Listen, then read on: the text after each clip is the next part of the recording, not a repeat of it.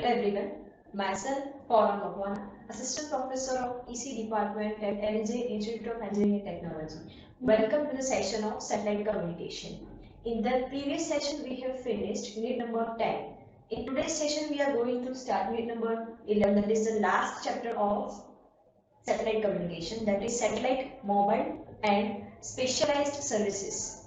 In today's session we will see the history of GPS, what is GPS, what are the different elements of GPS, how it going to works,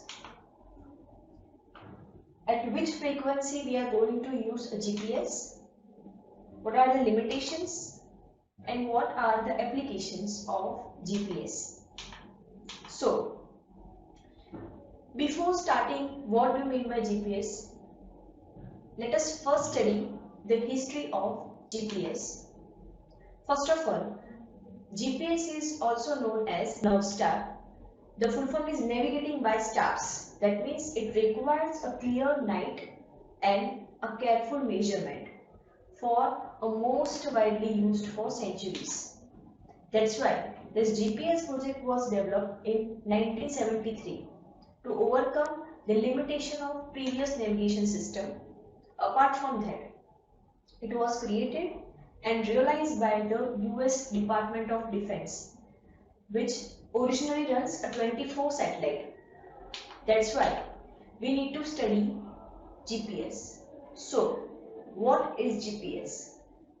GPS is acronym for a global positioning system, in which it is a space-based satellite navigation system which provides location and time information in all weather.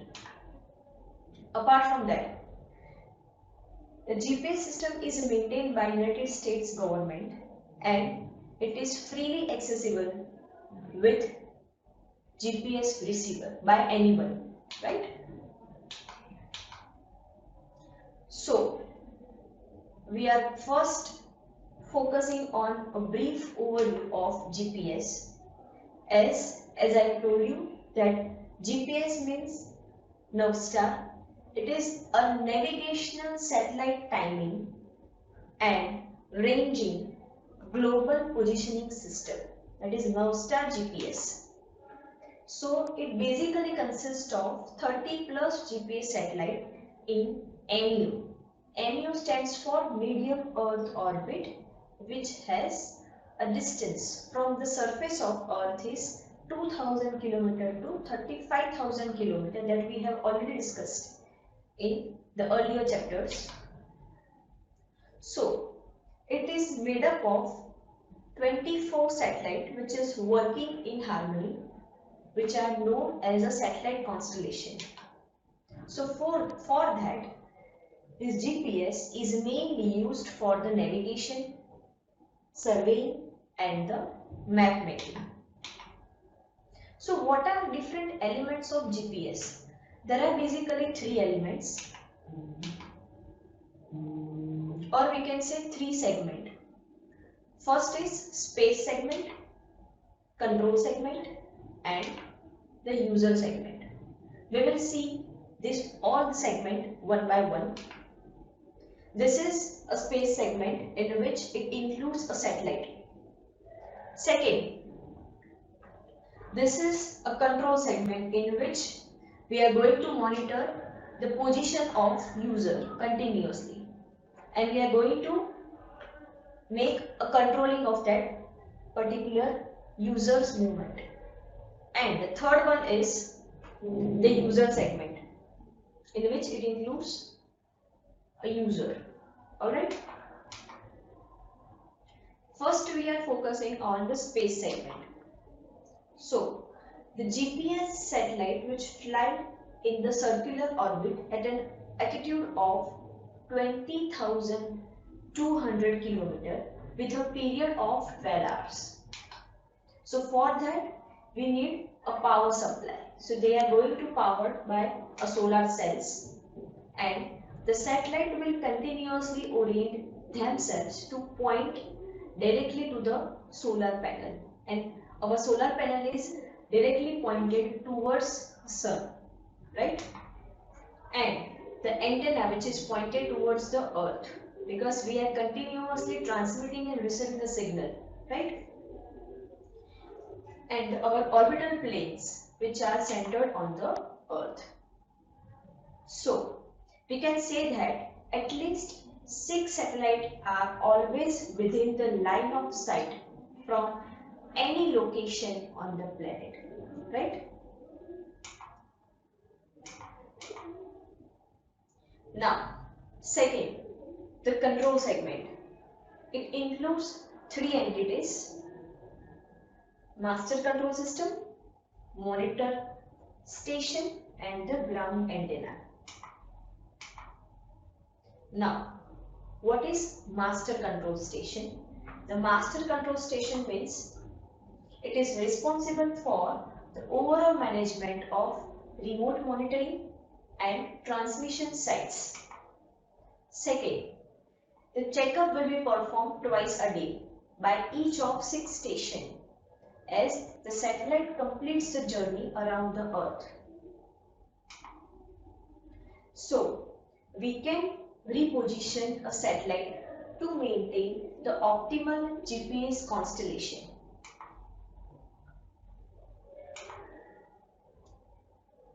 That was control station. Now second is monitor station, which checks the exact height of the satellite from the surface of Earth.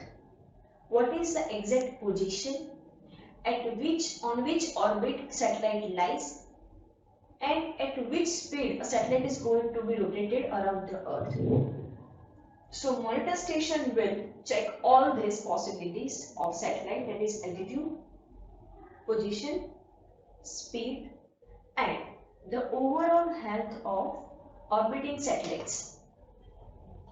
So this control segment will ensure that the GPS satellite orbits and clocks remain within the acceptable limits.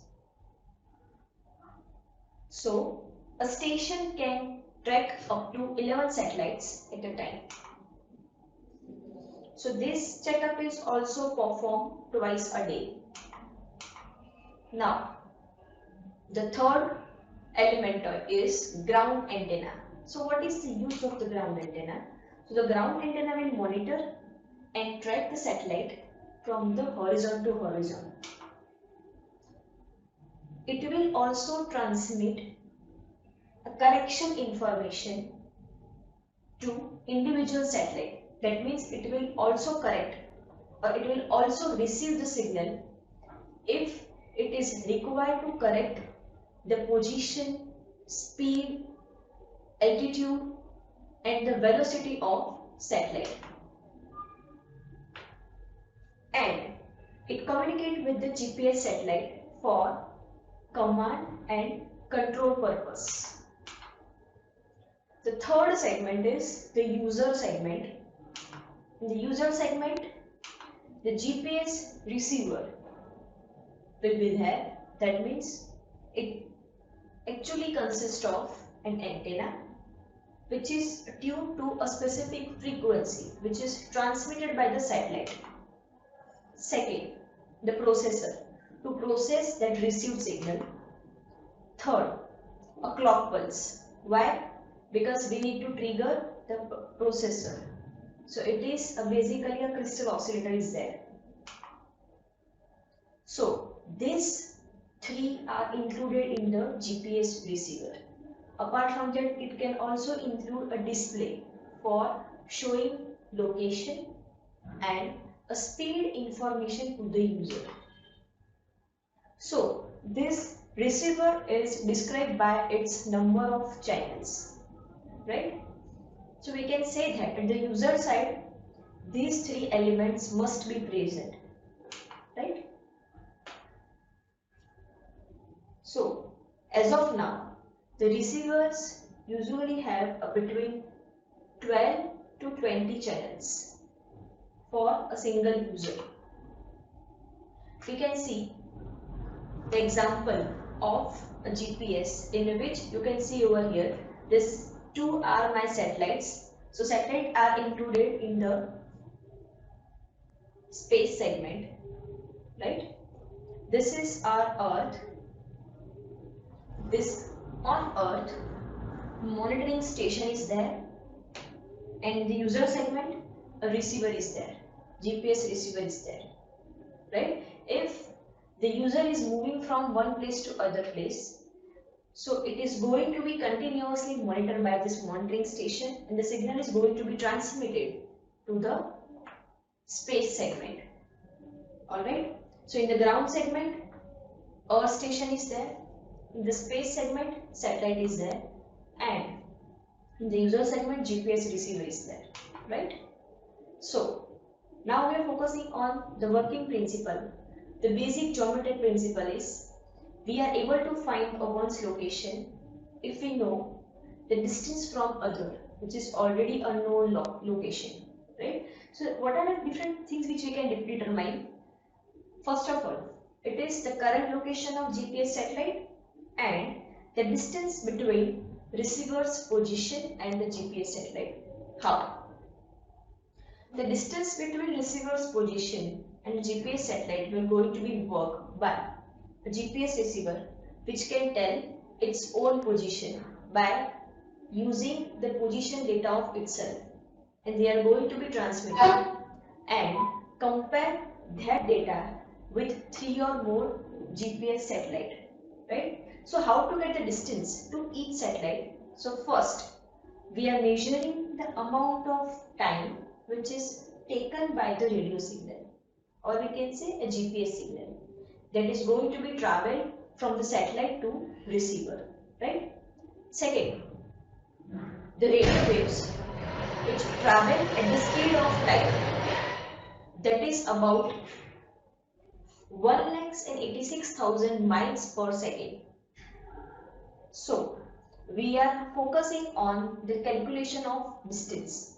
So the distance from the satellite to the receiver can be determined by the formula, which is a distance is equals to speed into time, right?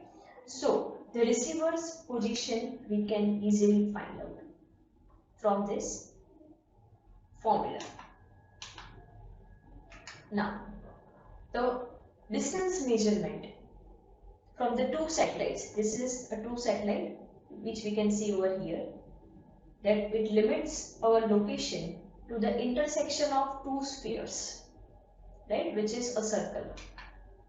The third measurement will narrow down our location to just 2 points. And the fourth measurement will determine which point is our true location. How? You can see over here that there are 3 circles over here in which 4 satellites are there. If you want to find my exact location, so that is going to be found out by 4 satellite, which will gives you the accurate position of the specific user, right, which is on the Earth with a GPS receiver, right? So at a time 4 satellites were there. Now at which frequency we are going to use for the GPS? First is 1575.42 MHz. Second frequency is 1227.6 MHz. Third is 1381.05 MHz. Likewise, these 5 frequencies are there for GPS. Now, what are the limitations? The limitations are, the first, a GPS can provide a worldwide 3-dimensional position. So for that, it can be used for any weather and 24 hours a day. But there must be relatively a clear line of sight between my GPS antenna and 4 or more satellite, because we are continuously connected with the 4 satellites, right? So it requires a 4 satellite to monitor, and it requires a continuous line of sight, means point-to-point communication. Third, because of that, it becomes difficult to ensure a reliable positioning. So, these difficulties are particularly in the urban areas. So, for that, it will also introduce a multi-path interference, because a GPS signal may bounce off by nearby objects, right? So these are the limitations. Now what are the applications? The application is, first is for survey. That means a surveyor use absolute location to make a maps and determine the property boundary. Second is telematics, in which a GPS technology is integrated with the computers and mobile communication technologies. Apart from that, we are able to track a vehicle anytime, anywhere. So over here, the first topic of chapter number 11, that is GPS, is over. But still, if you have any doubt, you can ask me at any time on my email ID. In the next session, we will see the second and the most important topic of unit number 11, that is VSAT. Alright. So in the next session, we will finish unit number 11. Till then, thank you for your attention.